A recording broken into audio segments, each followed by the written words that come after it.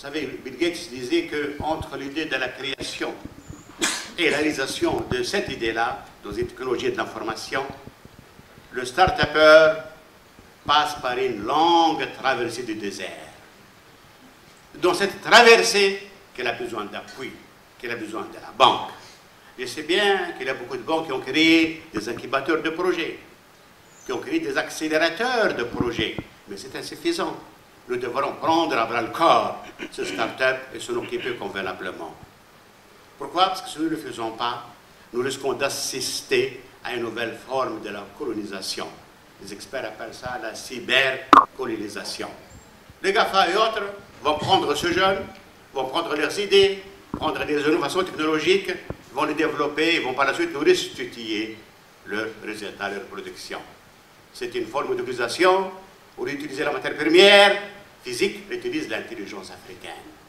Comment faire pour que cette intelligence reste en Afrique, se développe en Afrique et s'exporte par la suite dans le monde? C'est une responsabilité globale, certes, mais les banques ont en la matière une grande part. Le deuxième défi que nous avons, que nous devrons gagner inévitablement, c'est cette lutte contre la pauvreté.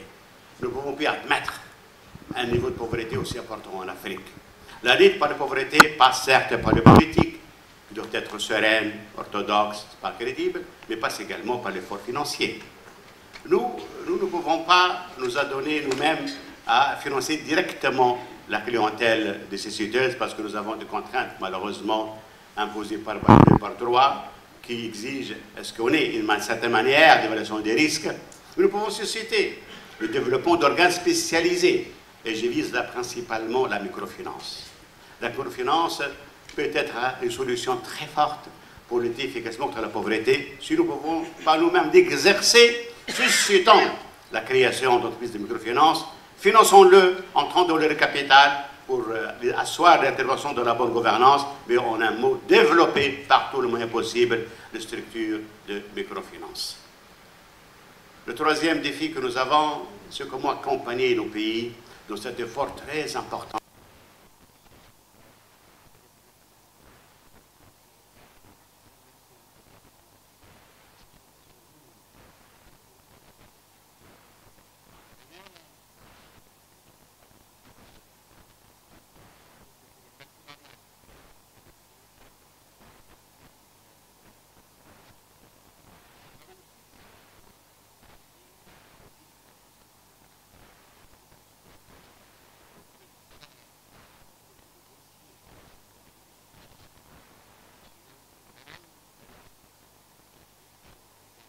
Pas grand-chose.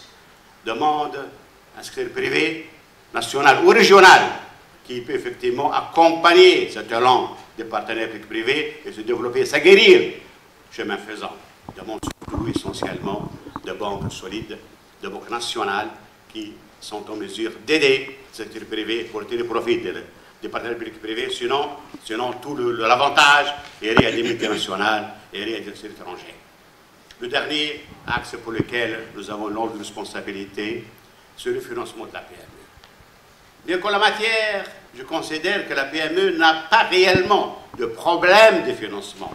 Les capitaux existent, mais elle a un problème d'accompagnement. La PME en Afrique, comme d'ailleurs partout dans le monde, c'est pas réservé à l'Afrique, évolue dans un cadre malheureusement très hostile.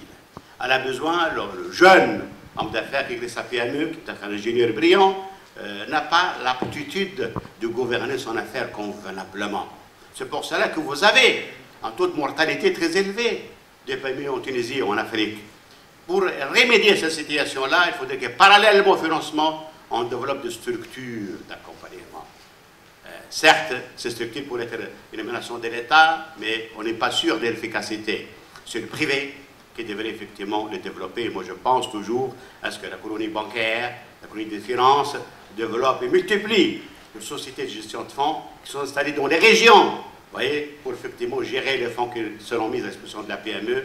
Et c'est des traits d'union entre l'investisseur et les banquiers, ceux qui les ont à la banque, qui, en connaissant qu'il y a de l'accompagnement durant 2 ou 3 années, pour effectivement investir en toute tranquillité des capitaux plus importants dans la PME.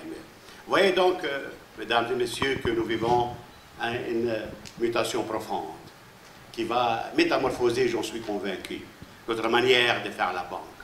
Nous devrons s'y préparer sur le plan technologique, sur le plan stratégique, sur le plan process. Et je pense que comme on a réussi à développer nos pays, à les installer dans un site de croissance, nous allons pouvoir réussir ensemble cette mutation profonde.